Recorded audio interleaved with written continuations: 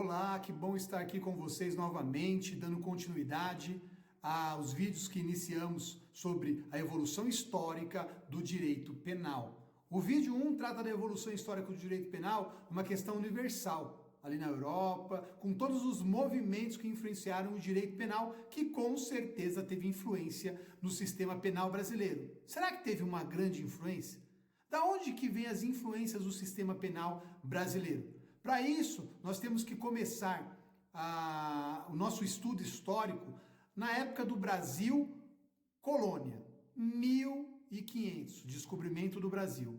Inicia-se uma fase que se chama Brasil colônia. O Brasil vai passar a ser colônia de Portugal. Então, uma fase que teve grande influência no direito penal brasileiro foi a implementação instituir o direito penal lusitano português dentro do ordenamento penal brasileiro. Como que se deu essa instituição? Como que o direito português ele influenciou e ele vem ditar o direito penal brasileiro? O Brasil era colônia de Portugal e todos que eram enviados para o Brasil, os imperadores, os reis, os príncipes, eles traziam como exemplo de ordenamento penal, as ordenações.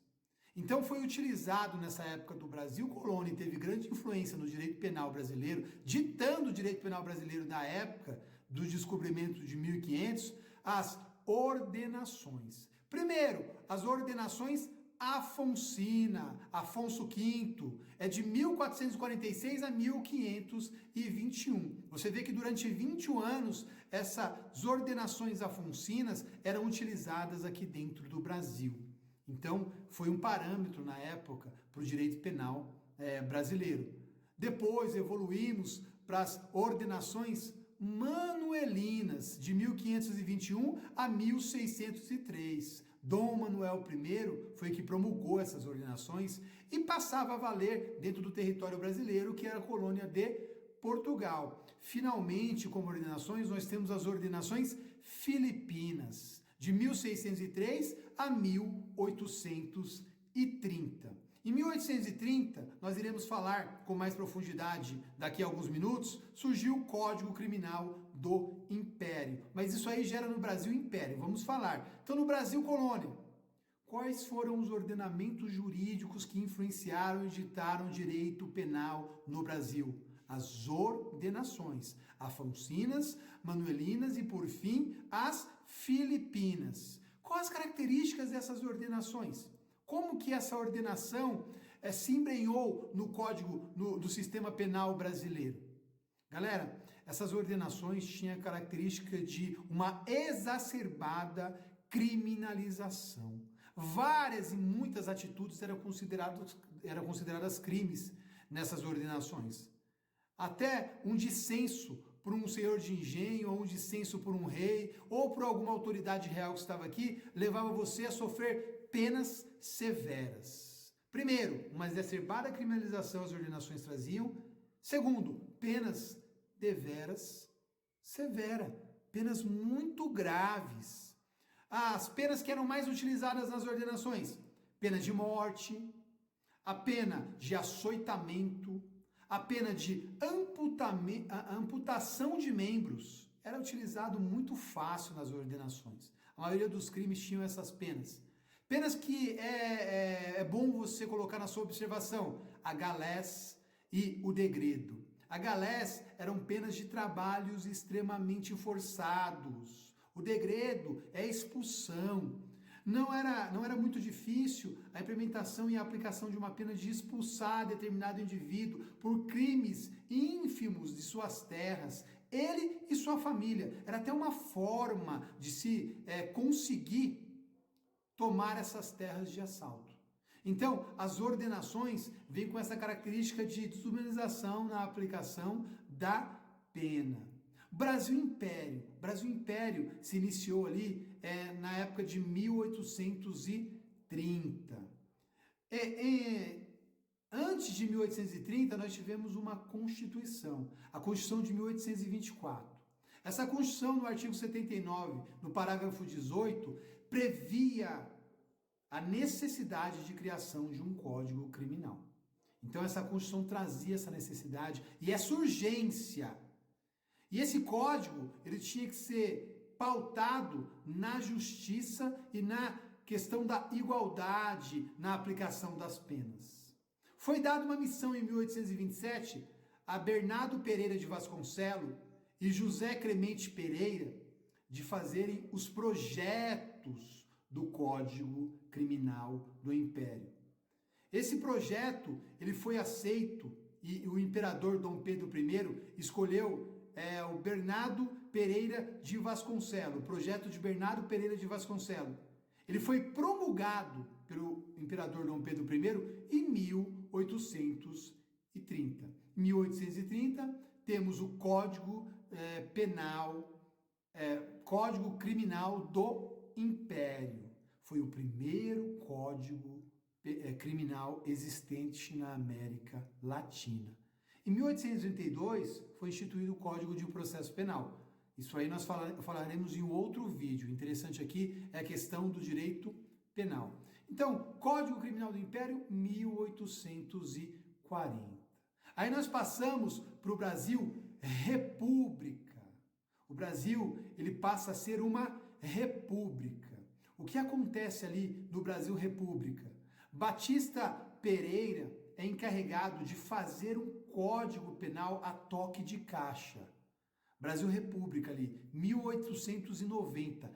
Antes da Constituição de 1891, Batista Pereira deveria apresentar um projeto de código penal de uma forma urgente. E foi um código que entrou em vigência antes da Constituição de 1891. Dizem, e muitos historiadores relatam isso e apontam, e realmente foi um código muito desastroso. Foi feito com muita rapidez, deixou de se atentar a vários aspectos que eram necessários naquele código, para esse código conseguir entrar em vigor antes da Constituição de 1891. O que aconteceu com esse código? Esse código virou uma verdadeira coxa de retalhos. Vicente Piragibe, um desembargador da época, ele foi contratado para tentar melhorar e arrumar todos os erros que tinham nesse Código Penal de 1890. Ele criou uma consolidação de leis penais. Esse desembargador criou uma consolidação de leis penais. Uma consolidação que foi aceita, que era um remendo, que era uma forma de você arrumar o Código de 1890 pelo decreto 22.213, naquela época de 1890. Então, esse código foi um código que não foi bem aceito, é um código que foi totalmente refeito e ele perdurou durante muito tempo. Aí nós temos o Brasil numa época histórica que se chama Estado Novo. Em 1937 surge uma discussão que já não era desse tempo, que vocês viram que o Código de 1890 era muito ruim, cheio de falhas e imperfeições com relações a penas, com relações a descrições de crimes.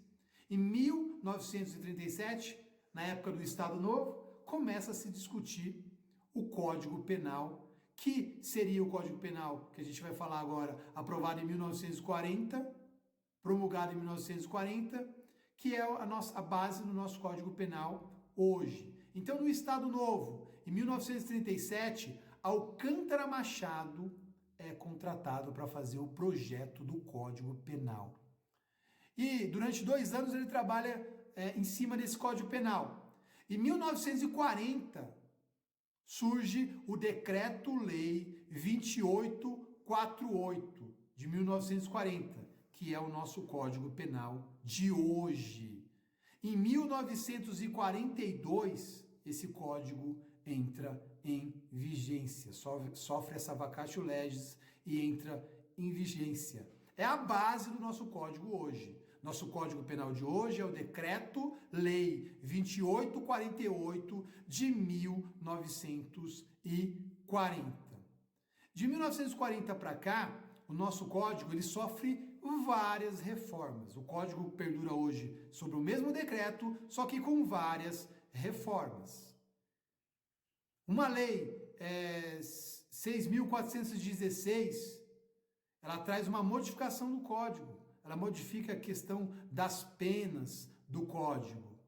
A lei 7.209, que nós trazemos aqui, de 84, também traz modificações na parte geral do Código Penal, como nós conhecemos hoje. Em 1969, o grande e saudoso mestre Nelson Hungria, ele começa um projeto para modificação total do Código Penal. Iria ter uma modificação substancial do Código Penal. De 1969, eles dizem que é a maior vacatio legis que existe para uma lei.